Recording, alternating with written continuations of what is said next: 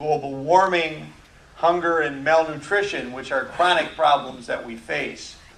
Any of these events is enough to make me want to retreat to my room, close the blinds, and pull the covers over my head.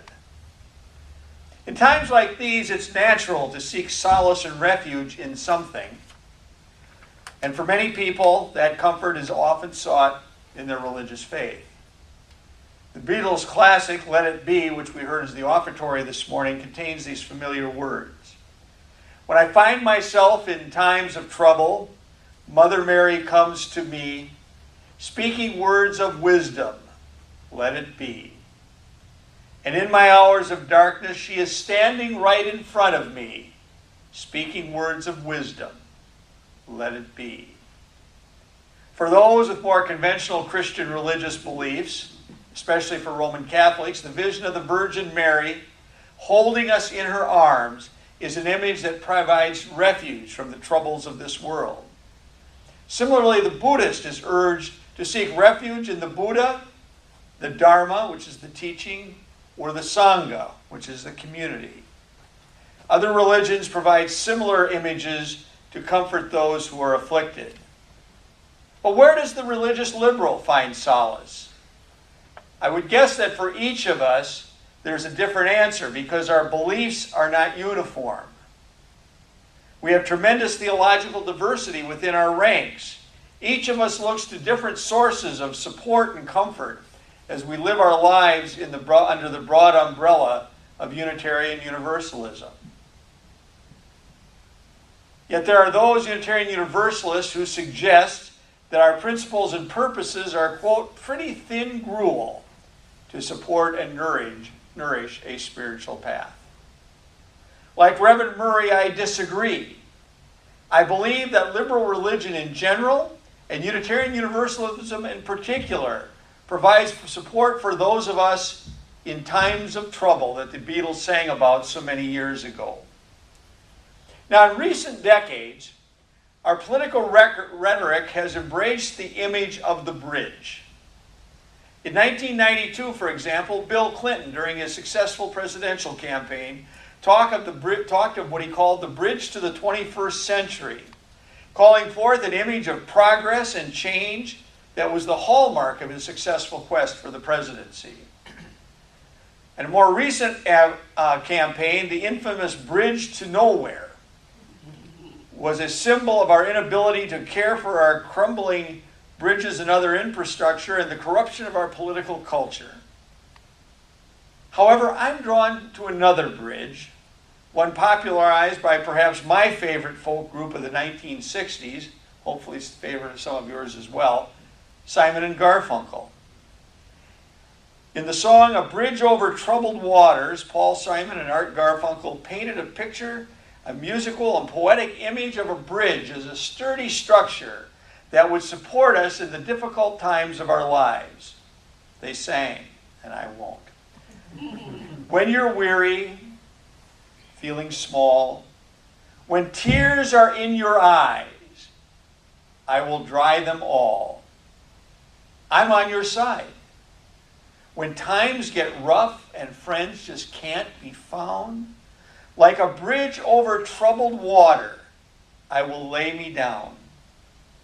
Like a bridge over troubled water, I will lay me down. As I listen to the words and music of this familiar ballad, in my mind's eye I see a roiling river as it rolls over the rocks, and I see the span of bridge covering those waters. Now, this bridge is not the modern steel and concrete structure that we're used to today, but rather an old rough stone bridge spanning the stream, with grizzled farmers and their horse-drawn carts crossing on a cold gray day. Simon and Garfunkel imagine this bridge as one that supports you when times get rough and friends just can't be found. It's there when all others have abandoned you. So it is with liberal religion. Now, what do I mean by liberal religion? Well, liberal religion is a non-creedal, free religious tradition that encourages us to think for ourselves and freely and responsibly search for our own spiritual truth. While religious liberals learn from many traditions, we are not bound by any single tradition. We apply the light of reason to these traditions of the past in order to reinterpret them for the present and the future. Liberal religion can have the steadiness of the bridge, yet like the bridge, it provides a connection to the far shore. It helps us on our journey. It joins us with other religious seekers. Unitarian Universalism is the most obvious modern manifestation of this liberal tradition, but it's not the only one. Now, it is said that the greatest test of a religious faith is how it helps us in difficult times, not how it comforts us when times are easy. When things get tough, many of us turn to our religious faith for support. For traditional theists, this would mean turning to God as a source of strength. For others, support may be found with the goddess, with nature, or with human reason. And so to what or to whom do religious liberals turn? Many would answer reason. We tend to want to think things through. Unitarians Universalists, in particular, having no common theology, look to our principles and purposes as well as the sources of the living tradition to find something to fall back on. Now, while some may malign our principles and purposes, arguing that they don't offer much solace to a person in a time of crisis, as with Dr. Murray, I must respectfully disagree.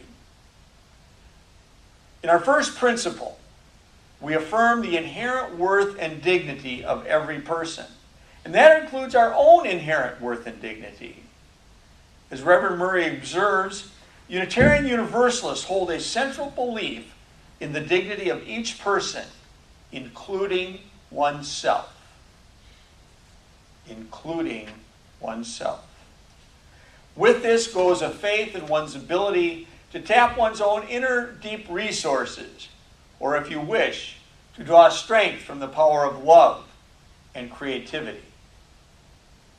Psychologist Viktor Frankl, writing of the psychological health of his fellow Nazi concentration camp inmates during the Second World War, noted that, quote, psychological observations of the prisoners have shown that only the persons who allowed their inner hold on moral and spiritual selves to subside eventually fell victim to the camp's degenerating influences.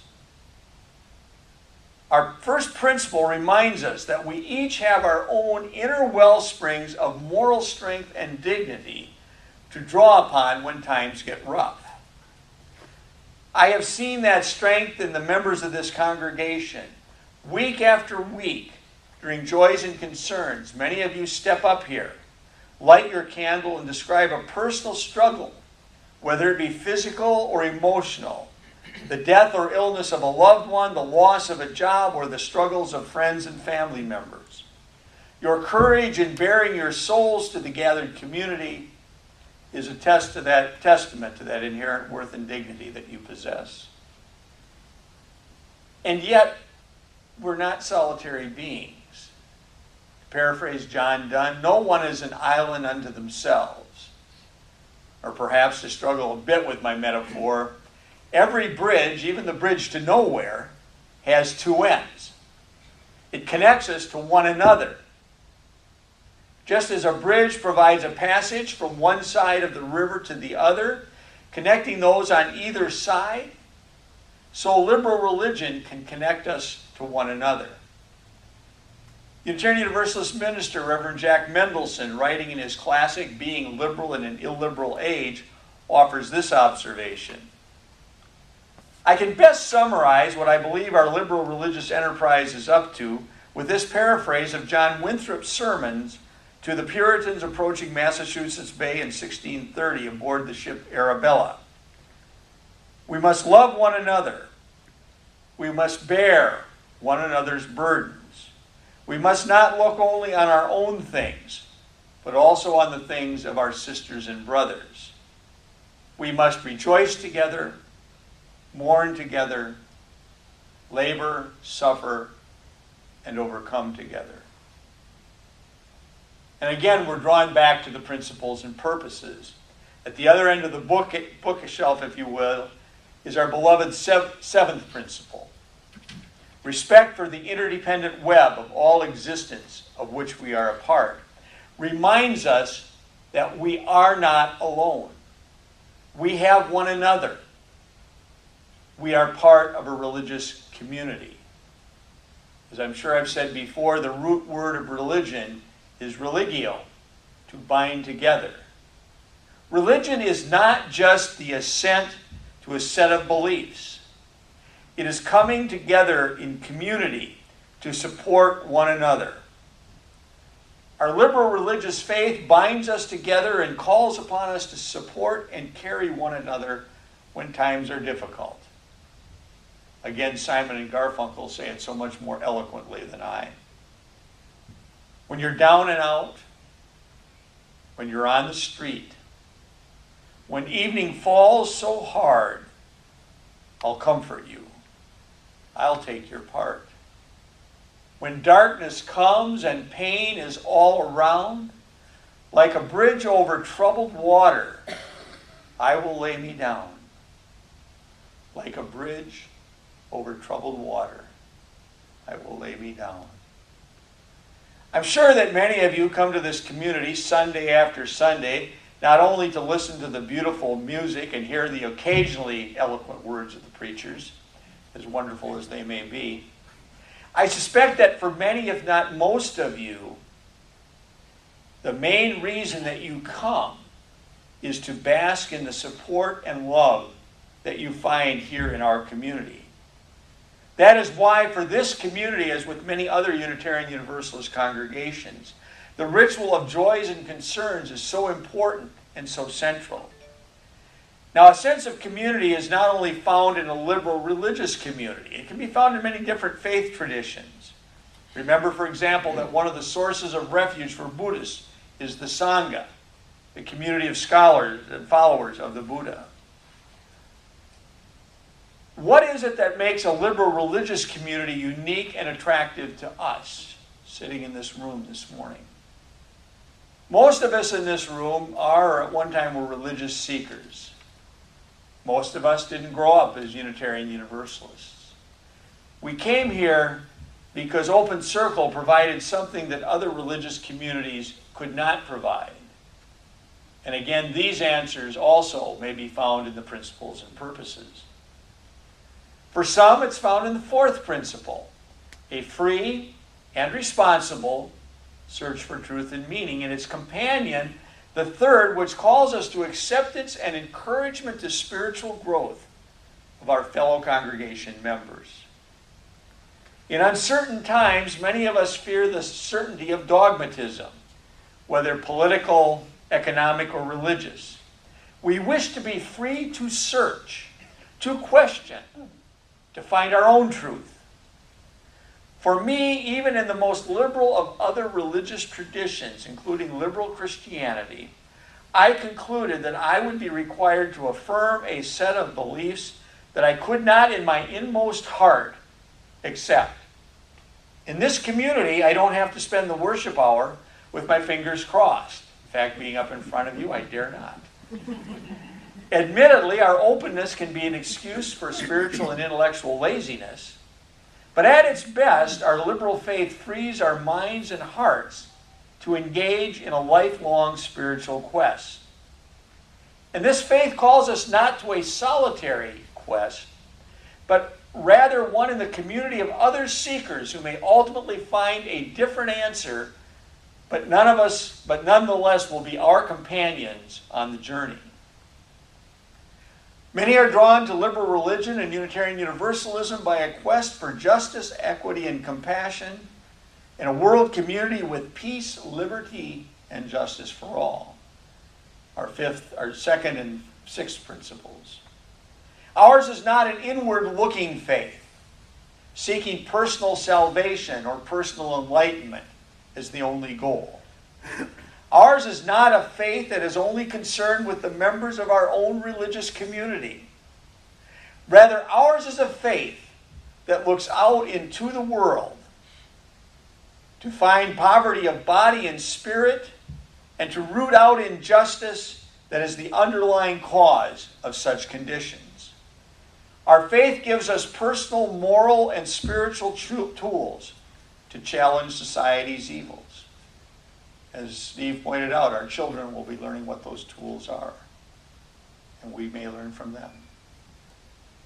At this time in our history, we face both the individual challenges of death, life, illness, and other personal crises. We also face the communal challenges of war, economic stagnation, climate change, racism and poverty, and concerns about the direction our country will go in the next decade. Whatever challenges we face, personal or communal, we bring them with us to this community, whether on Sunday morning when we worship or participate in religious education, or during the week when we perform those various myriad tasks that are required for the institutional life of this community. Those of us who are parents or stand in some other significant role in the lives of our children worry about how these challenges will affect their future. As we face these challenges, we can remember again that we are not alone, that we have resources of our faith and community behind us to support us in the troubled time. As the Beatles sang so many years ago, and when the night is cloudy, there is still a light that shines on me. Shine on till tomorrow, let it be. I wake up to the sound of music. Mother Mary comes to me, speaking words of wisdom. Let it be. Let it be, let it be. There will be an answer. Let it be. Let it be, let it be. Whisper words of wisdom. Let it be. Now, while for me, as a religious liberal, it is not the light of Mary, but rather the light of reason that's the source of wisdom, the sentiment is the same. There will be an answer, or more likely many answers, but I'm not alone, because I have the support of this religious community, as well as my own inner strength to carry me through. Now I'm going to sit in Steve's chair and we can talk about this a little bit.